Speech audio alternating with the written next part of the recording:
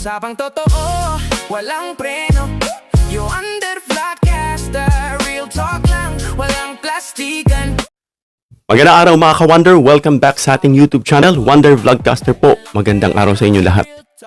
Pag-usapan natin itong council, itong defense council na si Binluan mga ka-Wonder. Diyan sa dininig na trial sa Senado at maraming ang pinag-uusapan siya.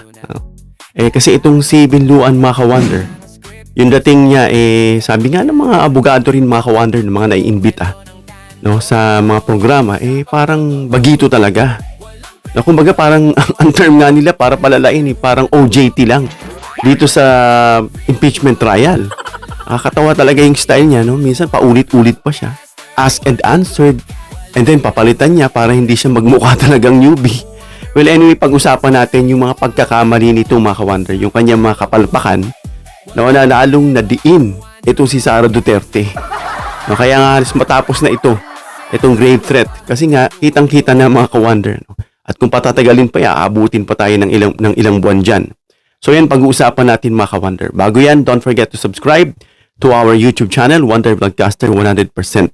Libre po ang pag-subscribe. Subscribe nyo po yung subscribe button, lalabas yung bell icon, piliin nyo yung all. Marami pong salamat. So pag-usapan natin kung ano ba yung mga pagkakamali nitong si Binluan mga ka-Wonder. Ito yung mga posibleng mali sa mga strategy niya mga ka-Wonder, bilang depensa ni Sara Duterte.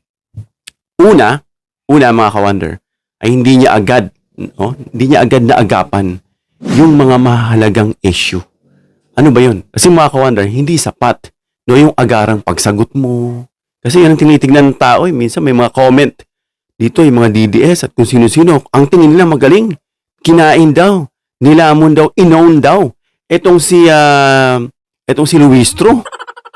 Pero hindi lang naintindihan yung takbo na kung paano ang naging resulta.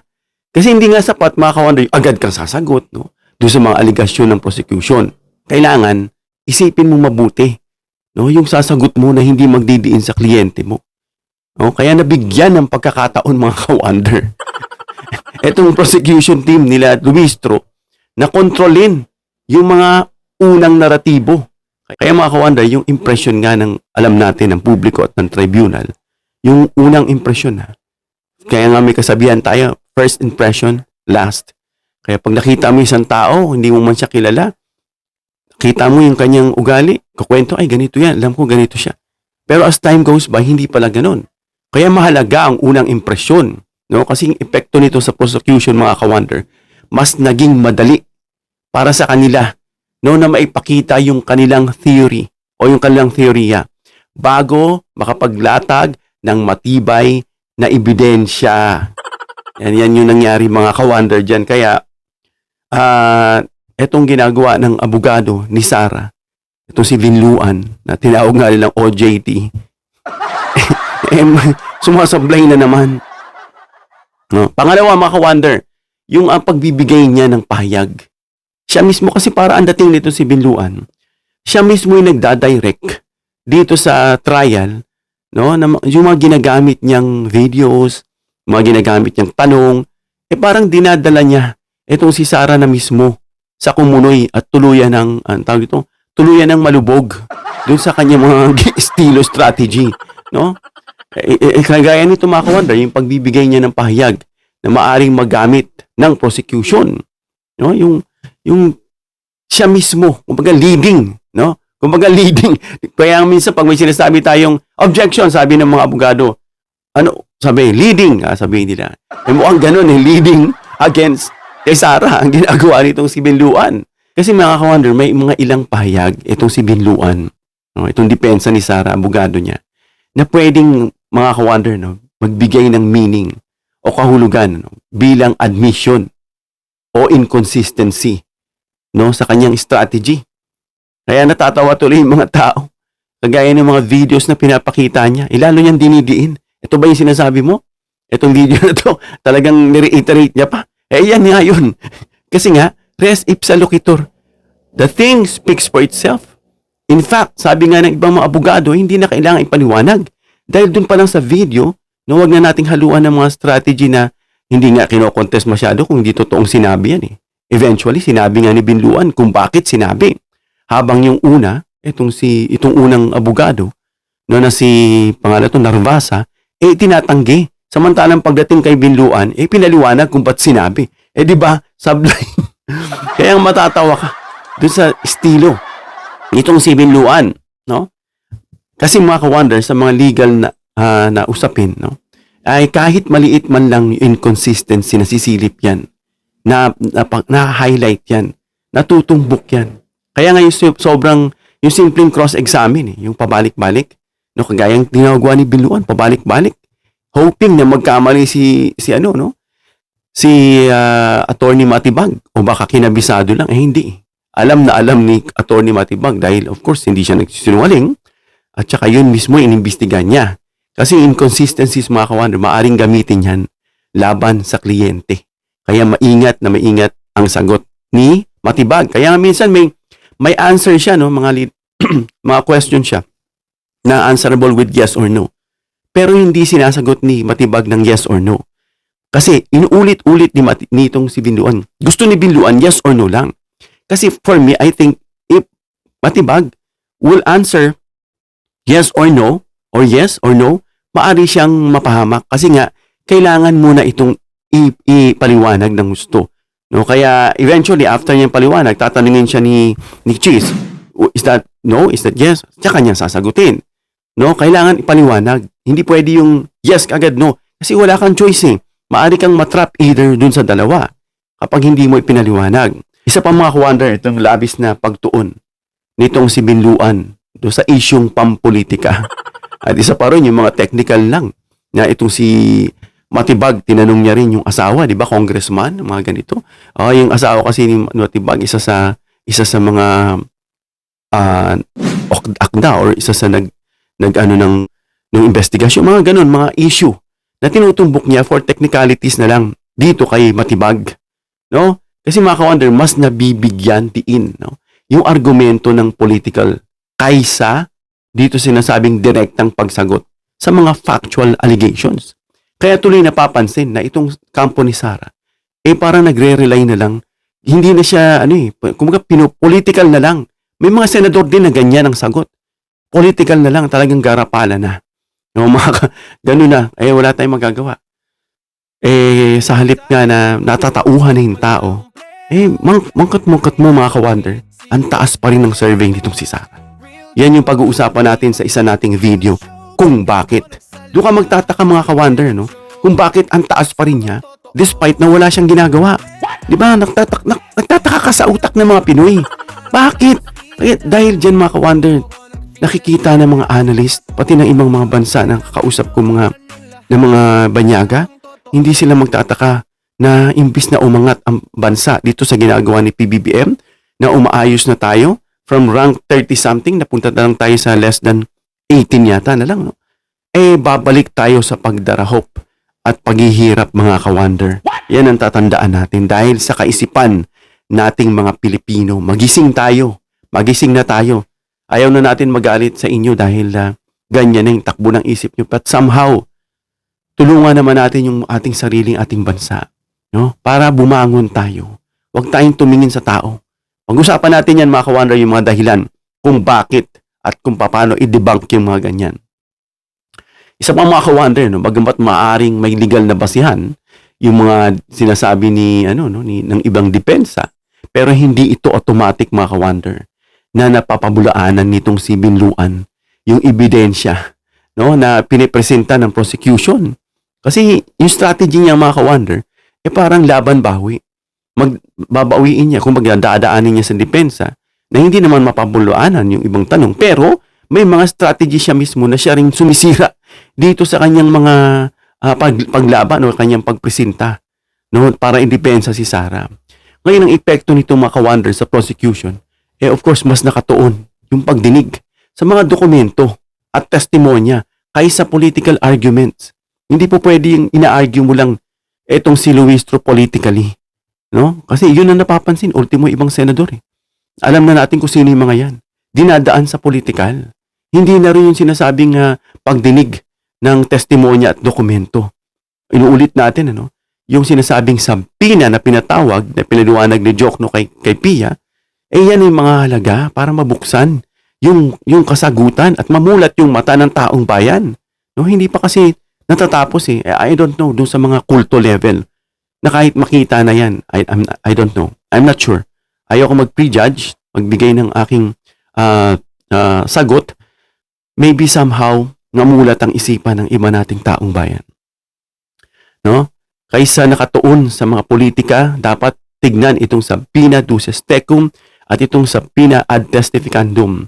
Yan ang pinagbabasihan sa batas. Hindi lakas ng boses o yung patawa, yung akala mo, na-trap mo na, I'm still speaking, Your Honor. Akala niya may bearing yung ganun kapag ginagawa niya kay Luistro yun. No? Walang bearing yun. No, pinaano lang ni Luistro kasi nga sa regular court may mga basis na pwedeng i-object yun. Pwedeng, i-overrule. Dahil nga yan ay impeachment court, no? Impeachment yan eh. That is constitutional. Hindi siya talagang purely legal, kagaya ng mga regular na korte. Kaya, witness may answer, sasabihin ni Cheese. Kung alam niya. Kung hindi, edi wag niyang sagutin. Nga ganun lang, mga ka-wonder. At isa pa rito yung hindi ganap na napahina yung mga dokumento. Yung mga dokumentong ebidensya, hindi kayang pahinain nitong si Binluan. I'm not sure kung ba't yan pa rin ang pinapasalang nila, mga ka-wonder. Kasi ayon sa pagkakakita natin, tinatawag na nga siyang OJT. Parang on-the-job training lang na kumbaga kakagraduate lang. No, kasi mga ka-wonder, isa sa pinaka-mahalagang tungkulin ng depensa ay questionin, no, yung authenticity, yung pagiging legit, no, at relevance, yung sinasabi nga ni Atty. Jokno, yung mga dokumentong ni-request, yung dapat may relevance dito sa kaso. At yung admissibility ng mga dokumento. Bakit yan tinanggap? Anong relevance niyan? Yun ba'y authentic? Hindi niya yun, mga ka-wonder, hindi niya kayang questionin.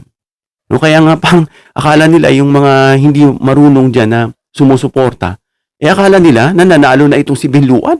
May mga meme na tayo nakikita. No? Kasi kung nananatiling, mga ka-wonder, matibay yung mga dokumento na yan at hindi mo yan nayayanig, nadudurog na parang isang pader na hindi mo mamaso, mas lumalakas yung kaso ng prosecution. No? Kaya diin na diin.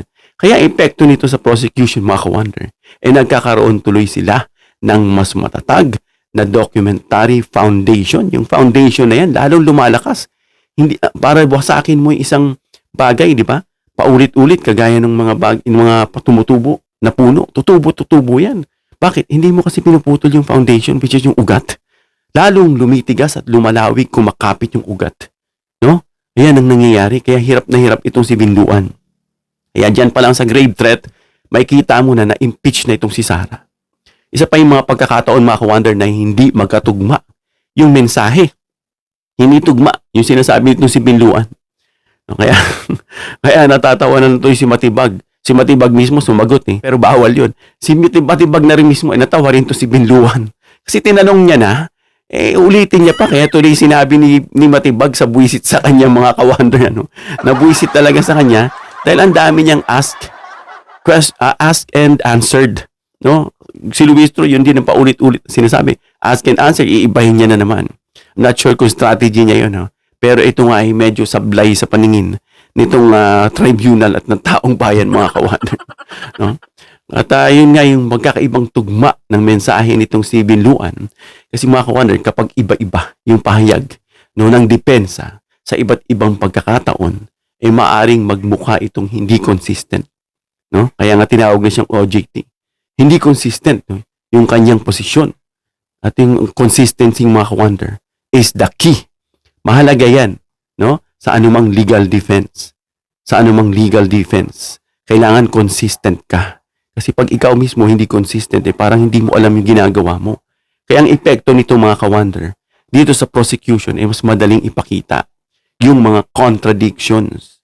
Contradicting to itself, ikaw mismo kinokontradict mo bilang depensa, at yung prosecution pa, kinokontradict ka doon sa pag-strategy mo pagdepensa. Diba? Kasi yung ebidensya dapat wasakin mo. Hindi niya nagagawa. Lalo tuloy lumalakas yung foundation. At isa pa, mga ka-wonder, hindi sapat yung pagkontra doon sa timeline ng prosecution. No? Kasi mahalaga, mga ka-wonder, yung chronology. yung pagkakasunod-sunod, yung history ng pangyayari, kung kailan naganap. No? Chronos means time. No? Yung pagkakasunod-sunod niya. Yung timeline, kung kailan nangyari, hindi lang pagkakasunod-sunod. Yung kailan nangyari. No? Yun yung mga tinitignan dyan. Kung yan ba ay natutugma. At kung hindi nabuwag, itong timeline, nitong prosecution, nagmumukhang magkaugnay yung kanilang ebidensya. Yung ebidensya na tinitibag nitong si Binluan at yung ebidensya ng prosecution nila Luistro, mukha tuloy talaga ng nagtutugma na mga ka-wonder. Kaya tuloy lalong napapahamak itong si Binluan.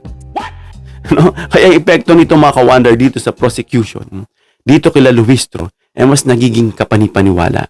Hindi ko sinasabing mas nagiging kapaniwala dahil hindi totoo. Lalo tuloy lumalabas yung pagiging kapanipaniwala, no, ng kanilang reconstruction dun sa pangyayari. No? Kaya yun ang nagdidiin. Ewan ko, sabi nga nila, inaantay siguro nitong si Sara, etong si Binluan, no? Ano, may hawak na raw na laptop para daw batuhin na etong si Binluan. Ano? Hintayin natin kung may tama pagpresenta dyan sa korte. At isa pa makuha na yung pagbibigay niya ng pagkakataon. Binibigyan niya tila ng pagkakataon itong prosecution, mga ka-wonder. Na ulitin yung kanilang teorya. No? Ito papapakita niya ng mga video na hindi niya alam. Akala niya it could be used to debunk itong mga ebidensya, but he is actually using it against him, mga ka-wonder. kasi bakit? Yung sobrang pagtutol, no, doon sa ilang bahagi ng pagdinig, no, ay maaring magbigay, mga ka-wonder, ng pagkakataon sa prosecution, no, na ulitin at linawin ang kanilang argumento. May sinasabi tayo sa psychology, no? Yung bagay na paulit-ulit mong sinasabi at iniisip na ilang beses, yan ay magiging pupunta sa memory bank mo at lagi na yung nasa isip mo. Yun ang mangyayari dyan. Sige, ulit-ulitin mo, diin mo. Yan ang matatandaan ng taong bayan. Yung sablay na yan. Kaya epekto nito, mga ka-wonder, sa prosecution, mas tumatatak sa isip nitong Senado, ng tribunal, yung kanilang pangunahing punto. Kaya hindi sapat, mga ka-wonder, isa pa yan. Hindi sapat yung pag-atake sa kredibilidad ng mga testigo. Gaya ng ginagawa niya, inatake niya yung credibility ni Matibag, ilang taon na raw sa nag-aral. Ikaw ba ay dating pati si Robin, tinanong niya, no, na nagpanalo sa kanya, dating kay Rodrigo Duterte, hindi pala. Kay Marojas pala yan. Tapos, ito bang asawa mo, ganito, ganyan. So, tinitibag nila yung credibility. Technicalities ang tinitingnan, mga ka-wonder. I think they are seeing something behind doon sa mga pag-atake na yan. Na they could use that somehow sa motibo. Kung bakit ito nangyari, o ba't siyempre sabihin motibo. T-check dyan, baka gawa-gawa lang kasi may motibo. Yan din ang tinitignan dyan. Pero technically, mga ka-wonder, ito lang ang nakikita. No? Kaya sa isang pangunahing layunin, mga ka-wonder, ng depensa bilang defense counsel ni Sara, of course, pahinain mo yung credibility ng testigo. Yun ang ginagawa niya. Pero hindi niya napapahina, mga ka-wonder. Instead, lalo niyang pinaulit-ulit, consistent itong si Matibag sa sagot niya. No? Ilang beses niya nga tinatanong, kaya nga sinasabi, asked and answered, no? Kumbaga, questioned and answered, nasagot na, inulit-ulit niya. Kasi gusto niyang tibagin, hindi nga Alam na alam ni Matibag ang sagot. Kaya kung hindi ito naging effective, mga ka-wonder, mas paniniwalaan yung testimony, of course, ni Matibag. No? Kaya ang epekto nito ulit, mga ka-wonder, sa mga prosecution, of course, mas naging matibay yung testimony, no? Nitong si Matibag, yung kinasabing testimonial evidence ni Matibag. No? Kaya mga ka-wonder, yan na nangyari. Nakapalpakan nitong si Binluan. No? At sige, ulit-ulitin pa yung mga video, yung mga sinasabi ni Sara doon, lalo niyang dinidiin. Sabi nga ulit ng mga abogado, kailangan itong video na ito, in fact, hindi na kailangan ito ng further explanation. No, lalo na pag eksperto ang tumingin yan, no, yung nakakaalam halatang totoo, talagang totoong video yan. Res ipsa loquitur, yun nga sinasabi sa batas. The thing speaks for itself, yung video mismo nagsasabi ng totoo at nagpapaliwanag na dyan sa korte. Hanggang dito lang tayo, mga ka-wonder. Comment down below your opinion para mabasa at mareaksyonan. Please give me a thumbs up if you like this video para ma-share ni YouTube sa iba pang viewers. Please share this video para malaman nila itong sablay nitong defense counsel ni Sara na siyang nagdiin sa kumunoy kay Sara Duterte.